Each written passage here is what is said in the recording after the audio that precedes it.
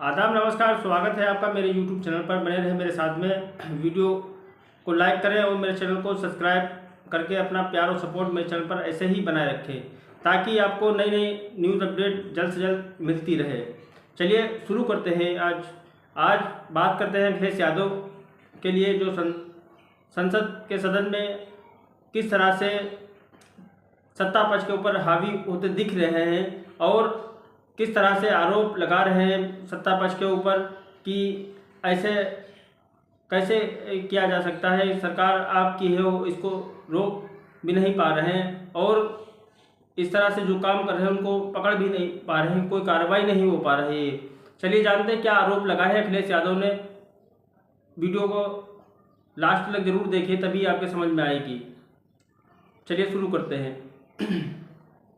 संसद के सदन में जब सदन चालू होता है तो लोकसभा अध्यक्ष ओम बिरला अपने सीट पर आते हैं। उसके बाद अखिलेश यादव का जब नंबर आता है बोलने के लिए तो अखिलेश यादव सबसे पहले पेपर लीक का मुद्दा उठाते हैं और उसके बाद फिर किसानों का मुद्दा उठाते हैं और इस तरह से सत्ता पक्ष के ऊपर हावी हो जाते हैं कि सत्ता पक्ष के जो मंत्री होते हैं उनको बहुत ज़्यादा खराब लगता है। उनको इतना खराब लगता है कि वो अलग बयान देने लगते हैं। इसी तरह से एक तरफ से राहुल गांधी सत्ता पक्ष के ऊपर हावी होते हैं, दूसरी तरफ से अखिलेश यादव हावी होते हैं। अखिलेश यादव एक छोटे छोटे मुद्दे सत्ता पक्ष के ऊपर उठाते हैं कि किस तरह से सत्ता पक्ष नहीं चाहता है कि जनता पढ़ लिख के कोई नौकरी पा सके या जनता पढ़ लिख सके। सत्ता पक्ष यही चाहती है कि कोई ना पढ़ सके, इसीलिए पेपर लीक बार बार होते जा रहे हैं। एक पेपर लीक हो कोई बात नहीं, तो जब कोई भी वैकेंसी निकलती है या फिर कोई भी पेपर होता है उसका पेपर पहले ही लीक हो जाता है और ज़्यादातर पेपर लीक के जो आरोपी होते हैं वो ज़्यादातर सत्ता पक्ष के ही लोग निकल कर सामने आते हैं। ऐसा क्यों होता है? तो उधर से जो मंत्री होते हैं, धर्मेंद्र प्रधान खड़े होते हैं वो अखिलेश यादव के ऊपर और कांग्रेस पार्टी की जब सरकार थी उसके ऊपर आरोप लगाना शुरू कर देते हैं। तो दूसरी तरफ से राहुल गांधी खड़े होते हैं तो धर्मेंद्र प्रधान जो कि मंत्री हैं भाजपा सरकार में, उनके ऊपर हमलावर होते हैं। इसी तरह से धर्मेंद्र प्रधान और विपक्ष के लोग के बीच बहस बढ़ जाती है और इसी बीच ओम बिरला को बीच में बोलना पड़ता है।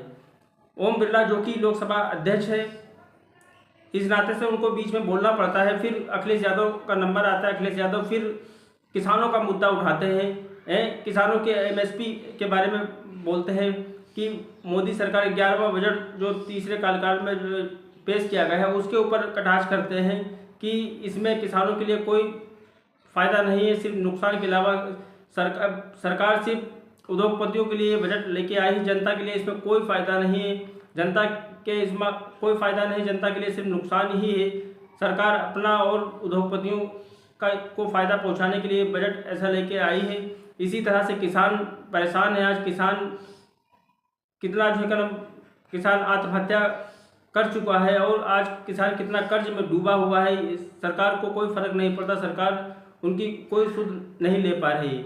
इसी बीच अखिलेश यादव फिर उत्तर प्रदेश के छोटे छोटे मुद्दे उठाने लगते हैं, जो जैसे अयोध्या का मुद्दा उठाते हैं। अयोध्या के बारे में लोकसभा अध्यक्ष को जो अवगत कराते हैं कि अयोध्या में किस तरह से भाजपा की योगी सरकार ने किस तरह से वहाँ पर घोटाला किया है।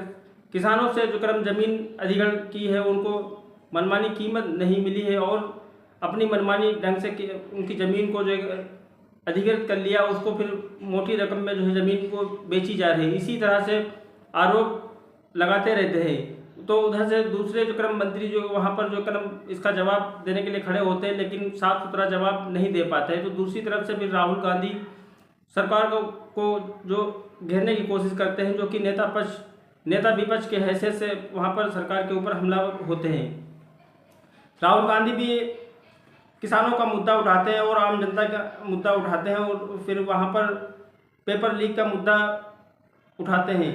पेपर लीक के बारे में जब राहुल गांधी बोल रहे थे, धर्मेंद्र प्रधान जो कि भाजपा सरकार के मंत्री हैं उनको बहुत ज़्यादा खराब लगता है। वो फिर 2010 जो कांग्रेस सरकार थी उसके ऊपर आरोप लगाते हैं कि कांग्रेस सरकार जो रिमोट से चलती थी उसको इस तरह से जो वहाँ पर बोल रहे होते हैं तो राहुल गांधी फिर तीखे जो है करम सवालों से जो करम उनसे पूछते हैं, लेकिन धर्मेंद्र प्रधान फिर अपनी सीट पर बैठ जाते हैं क्योंकि लोकसभा अध्यक्ष उनको मना कर देते हैं, इसीलिए वो वहाँ पर बैठ जाते हैं। इसी बीच राहुल गांधी सुल्तानपुर में कोई उनके ऊपर मुकदमा होता है तो वहाँ सुल्तानपुर आते हैं और वहाँ पर एक अदालत MP MLA कोर्ट में वो वहाँ पर पेश होते हैं तो उनको वहाँ पर तारीख दे दी जाती है।